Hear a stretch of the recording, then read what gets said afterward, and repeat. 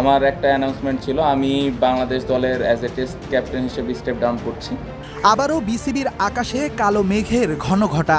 অধিনায়ক ইস্যুতে তোলপাড় দেশের ক্রিকেট পাড়া।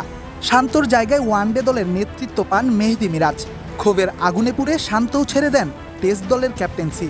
এরপরই চাপে পড়েছে বিসিবি। প্রশ্ন উঠেছে, কে হবেন লাল বলে টাইগারদের পরবর্তী অধিনায়ক? 3 ফরম্যাটে 3 ক্যাপ্টেন, এই নীতি মেনেই ভবিষ্যতের পরিকল্পনা সাজিয়েছে বাংলাদেশ ক্রিকেট বোর্ড। যদি তাই হয় তবে লিটন কিংবা মিরাজকে বাদ দিয়েই খুঁজতে হবে পরবর্তী অধিনায়কের নাম। এর ব্যত্যয় ঘটলে ওয়ানডে থেকে শান্তকে সরানোয় আবারও আঙুল উঠবে বিসিবির দিকে। তবে কে হবেন নতুন অধিনায়ক? অধিনায়কের দায়িত্ব নেয়ার মতো কতটা প্রস্তুত তারা, এ নিয়েও তোলা যায় প্রশ্ন। আর অভিজ্ঞদের মাঝে আছেন মমিনুল হক, মুশফিকুর রহিম, তাইজুল ইসলাম।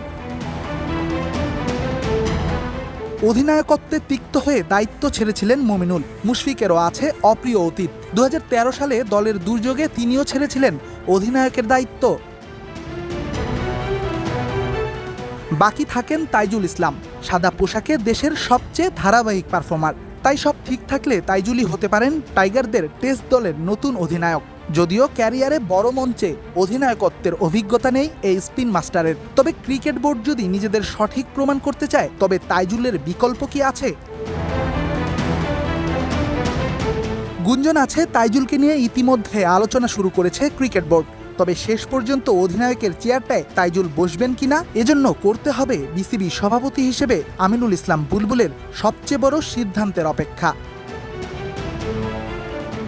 কলম্বো থেকে রেদওয়ান শাওন, স্টার নিউজ।